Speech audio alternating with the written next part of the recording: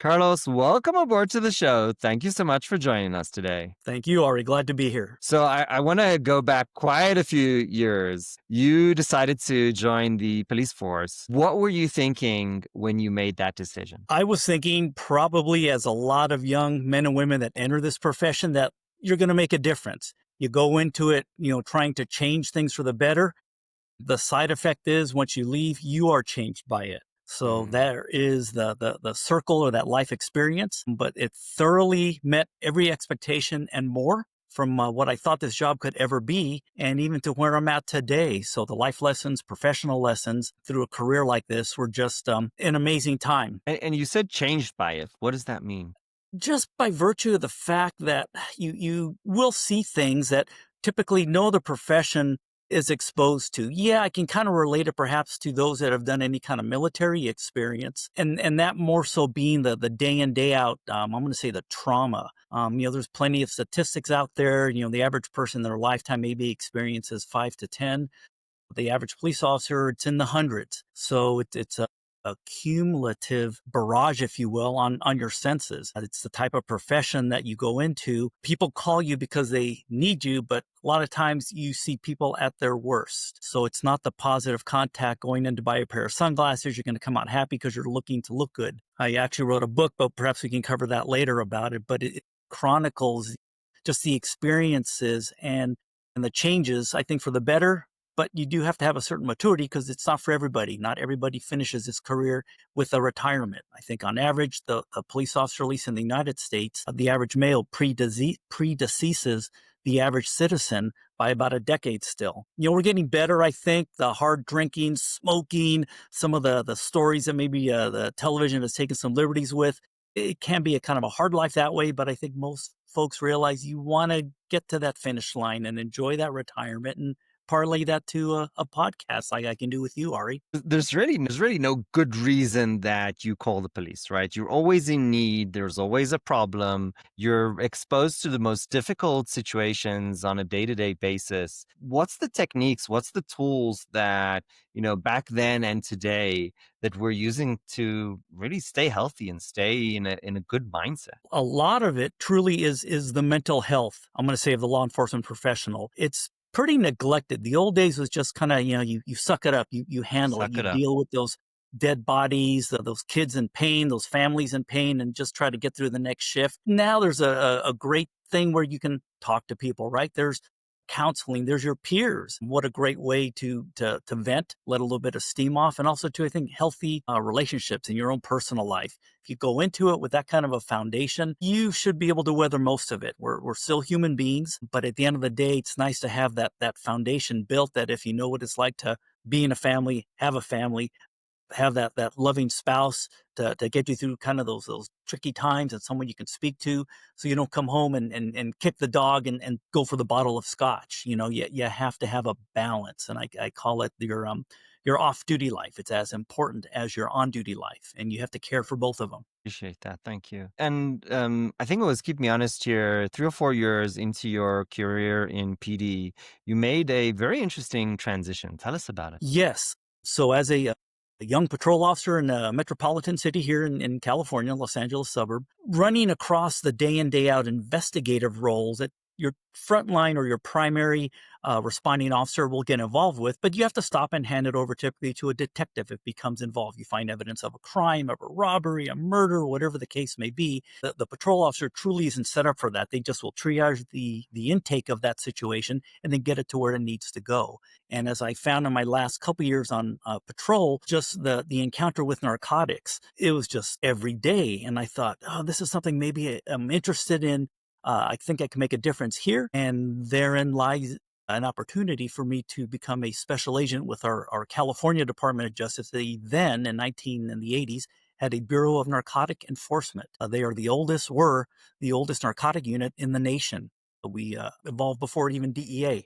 Goes back to the time of the railroads and Chinese heroin and that whole era, the bootlegging era. And so it's a rich history in narcotic enforcement. They were experts. Locals like us would look to them. And I served a few warrants with them as a patrol officer. I had bilingual skills.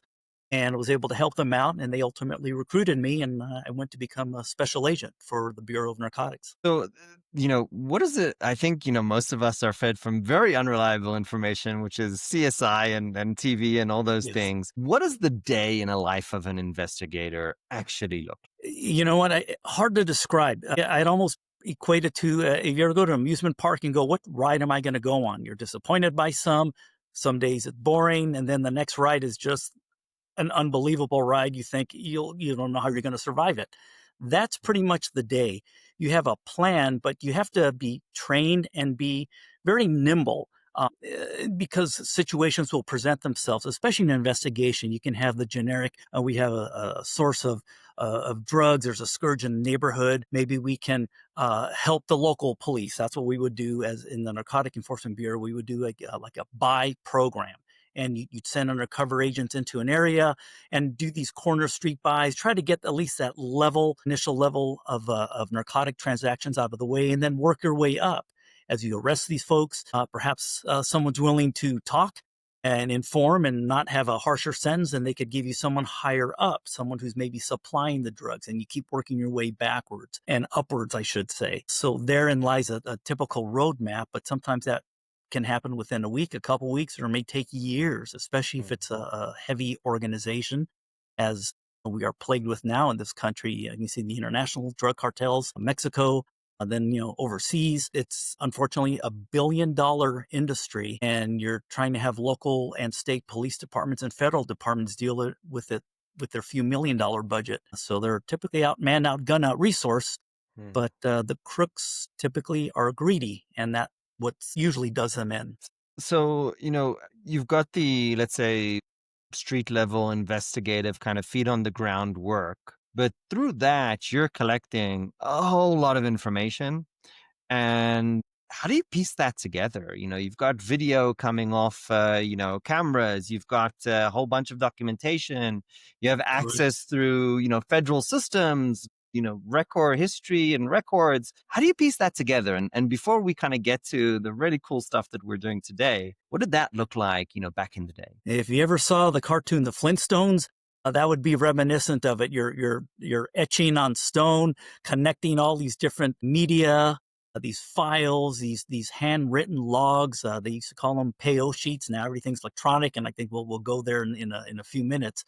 But you would draft search warrants to collect documentation, to gather more history, maybe financial history on the organization being investigated or the individual in particular. But it took analysts, it took your fellow detectives, your fellow special agents, and as a team, just scouring that information, devouring it, putting it into linked charts. And there are some computer and some technologies in those days in the last few decades, but nothing like today.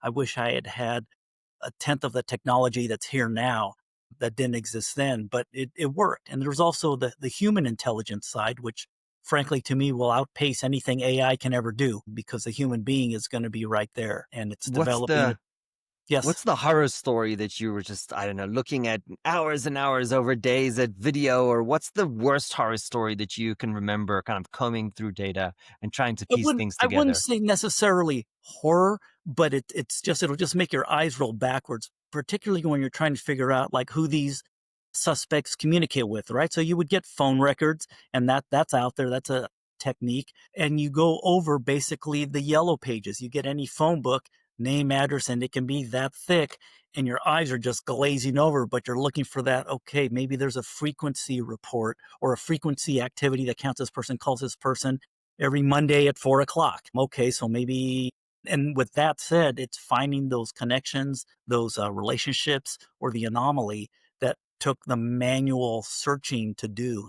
That was always kind of maddening, but kind of fun where you can narrow down your group. It's like, yeah, maybe we can exclude this person, but we need to focus on this individual. I'm curious, was it very much like just you working with yourself, or was it almost a team sport? It was a team sport. My fellow partners had their cases, had their investigations, and it was a luxury to have an analyst assigned to you. And they are brilliant people, smarter than I ever will be, because they aren't bound by the restrictions of everything that we're trying to deal with. They can just focus on an odd shape not fitting in a certain location. It was a team effort, but again, it required so much manual work. Therein lies I think, the burnout factor too. And then the next day, you're having to do the physical work of perhaps there's a surveillance involved, or maybe an undercover situation, or having to go to court and testify, and it's a week-long trial. The case is always evolving that way. But again, be nimble and relying on your teammates. But now with the technology in play, definitely a better time and better equipped to deal with this scourge that's attacking our country and along with other countries. So over the last 20 years, we 20 more years, we had some really nice innovations around DNA and other image analysis. But over the last 3 or 4 years, coming with a really big data analysis through LLMs, the picture has completely changed. What are the kind of stark differences between the 10 years ago and today in regards to how these investigations are conducted? It's the volume, it's the metadata. You try to exploit a computer, a phone, these records where people are living and doing their criminality online. This is a media that's, it's protected under certain banners of freedom and self expression, but at the same time, they're committing crimes while using it. That challenge is out there, but it's also, too, always a breadcrumb that's going to be left. And if the investigators are smart, which they are, they're getting there. The education, the analysts, understanding this type of technology in play, you can't be invisible today. Your GPS, you want to go somewhere, you plug it in your GPS setting in your car, you've got a history of something there. Your phone, your calls, um, camera on the street. You can't go to London or New York without having somebody catch you on camera scratching your scalp. These are amazing things. They're not meant to spy on people, as some in our country, obviously, here get a little wrapped around the axle about. But it's nice where, hey, there was a murder at 2 a.m., sidewalk shooting. There's a camera out there. Somebody got it. Maybe it was a fast food restaurant or a bank, but that's been very beneficial. Going all the way even to body cameras that are now being worn on patrol officers. The older generation where I came from, some aren't real fans of it. I thought it would be a great thing. I think it is, because a lot of times people will come to that front desk and they'll go, uh, uh, Officer Ari Block mistreated me. He yelled at me and called me names. And a good watch commander sergeant will go, "That's great, sir. Let me go get his body camera. We'll prove it for you." I changed my mind. I'm going to withdraw the complaint. Right there makes it worthwhile. Yeah, conversely, too, if the officer's doing a bad job or some issue came up, you're on candid camera. But I think more times than not, it's beneficial. So the tech is definitely helpful in that metadata world that we're working in right now. Appreciate that. We say in different contexts, right? There's nothing like sunshine, right? To root Absolutely. out. Yeah, I appreciate that. So tell us a few or one story of how technology recently has made the difference, right? Kind of cracked the case or provided you that lead that you really needed. And Well, obviously, if the story is not public knowledge, keep it as keep out all the details you can't share. you bet, and recognize too, I've been out of the game now of a few years. Once I retired from the department, then I can do this consultation role I have. But in working with some agencies that use this kind of technology, I'll say particularly when it comes to look at the school campus shooting that the college student, I want to say it was Ohio, Utah. Correct me if I'm wrong. But that situation where they thought, oh, they'll never find him. There was no witnesses. He came in the middle of the night. Technology brought that case together, and they successfully filed on that suspect, and he's going to serve multiple life sentences. I believe he pled out so he could avoid a death penalty. Therein was technology at its best. You could see from even out driving in traffic, his escape route. They put all that together, and that's all in the court systems. That'd be a great case if you had to extrapolate some data on how perhaps they found him, tracked him. But there you go. It's out there, and it's solving murders. It's protecting, keeping the public safe. It's not spying on people like others think they are. The data is out there. It's just for us to use, but to be good stewards of it. You got to be wise about it, legally obtain the information so it's solid and it stands up in court. I mean, there's a double-edged sword here. I mean, anybody who has gone to London and just seen how many cameras there are everywhere, you Mhm. don't feel so bad in the United States, but I think the average American doesn't necessarily have that experience. But nonetheless, there's a double-edged sword here.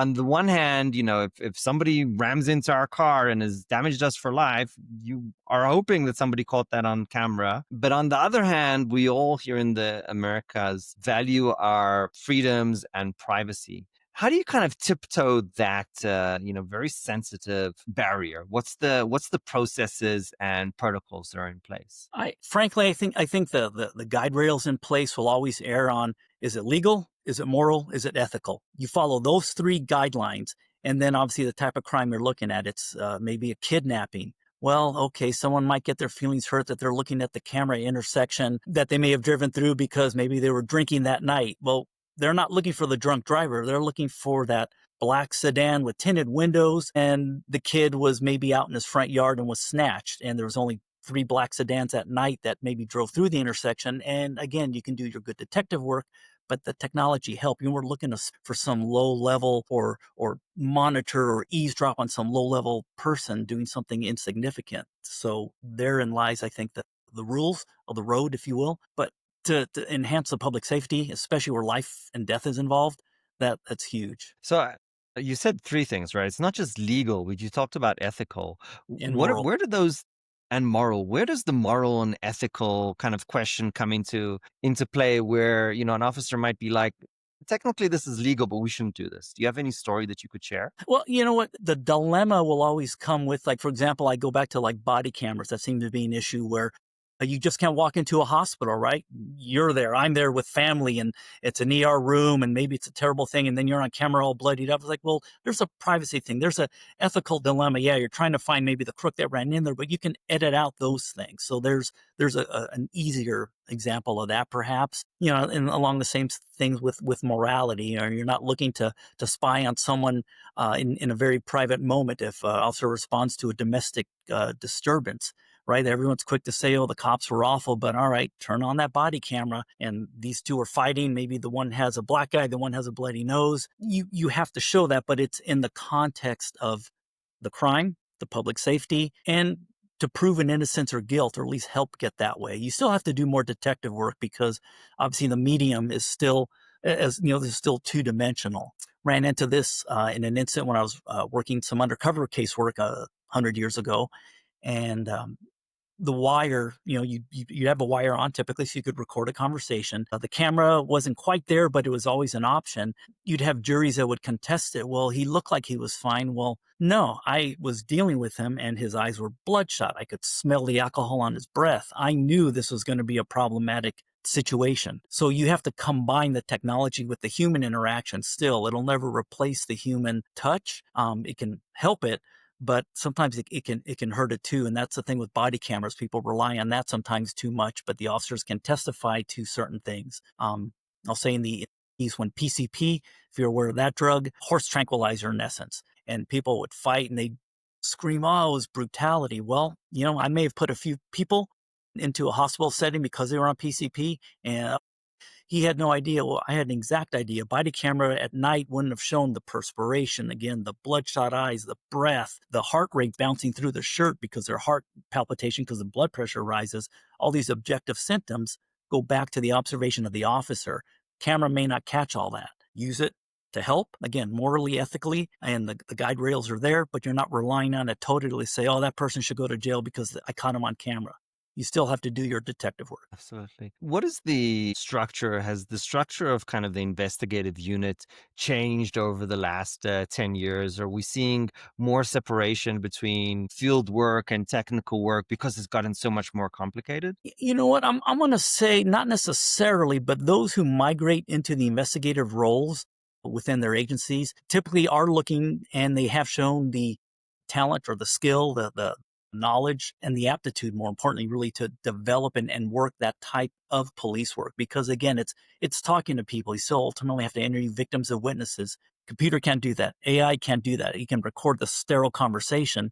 But if there's some subtlety, maybe you indicate or there's an indication that someone is being dishonest or nervous, you can probe, you can back off a little bit. That kind of skill set, it's still a people-oriented job in that way. The tech helps you, but it doesn't replace a lot of that good work that has to happen. So the investigator is actually probably one of the more well-rounded, not that the patrol officer isn't, but they usually bring that patrol experience to the investigative side. And the more cases they deal with, the better they get, the better they are at cutting through the chase to get right to the heart of a matter. Appreciate that.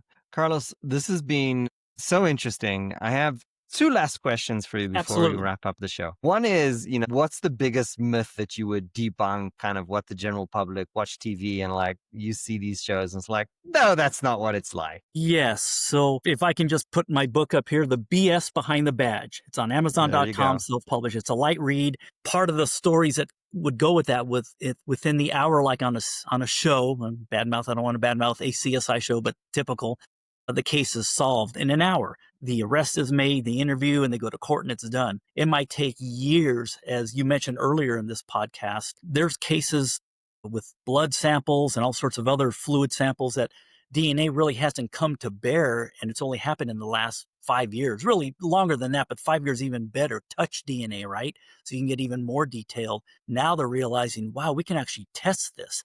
And frankly, it's exonerated some people that shouldn't have gone to jail, but it's also discovered people like, this is our suspect. He's sitting in a jail across the country somewhere, but this is his DNA. That's the beauty of it. But that took decades to happen. So that's part of the BS behind the badge, and that and a whole bunch of other things like the accusations that patrol cops are always looking for the racial issue. And you can look at me as a Latino. My job was never to pull people over because they looked a certain way. I couldn't even probably really see them that well in the car anyway. All I saw was the back of a head. But it's the behavior that initiates the police contact. One of my earlier PCP contacts, and I mentioned this in the book, at 2 a.m., driving around at 10 miles an hour, it's a freezing evening, probably like in the all four windows are rolled down, and this guy's driving and he's got his blinker on. I'm thinking after about 3 or 4 blocks, something's wrong. He's got to be drunk at least. There's an impairment in my mind, more than enough probable cause to pull him over. I pull him over. Right up when I get up on him, he is sweating like he's Mm. just been under a heat lamp for 5 hours. And again, it's freezing. I've got my wool jacket on, and I said, let's have a conversation. Under the influence of PCP, he had a big batch of PCP in the back of his car. I actually ended up with a mild exposure of it. I was okay. Was off work for about a week and got back on. But this was in the days where, right, today I would have been challenged for pulling over a person of color driving a car at 2 a.m. But that's okay because that's the behavior. Those are the objective signs and symptoms. Again, legally, morally, ethically, I had the right to do what I did. That's probably a lot of the BS that cops have to deal with. These are people you want as your neighbors, as your kids' soccer coach. Not everybody's perfect. The deaths, unfortunately, at the hands of police shootings throughout the year, maybe, I don't know, I think it's 50 or less. Do you know how many people die at the hands of medical professionals every year in this country? Conservative estimate, 100,000 people a year. We don't put body cameras on doctors and nurses, but the 30 or 40 that die at the hands of cops, we got to put body cameras on them. And I think, too, that emphasizes, too, not that those other jobs aren't important, but the job that we had, it's life and death. So it absolutely should be held to a unbelievably high standard, and it should always be met. I mean, it's a really interesting comparison because, there is an incredible large of, medical suits against doctors for negligence. And yet you're right. Nobody ever thought of putting a camera in an OR. I mean, I don't know if that exists or Right. not, but it's never come to my mind and I've never heard Yeah. anybody talk about it. So it's interesting. And the difference in numbers is definitely stark. Oh, you Carlos, bet. there's one more. First of all, thank you so much for really sharing your story and this incredibly interesting conversation. Oh, you're I've welcome. enjoyed it a lot.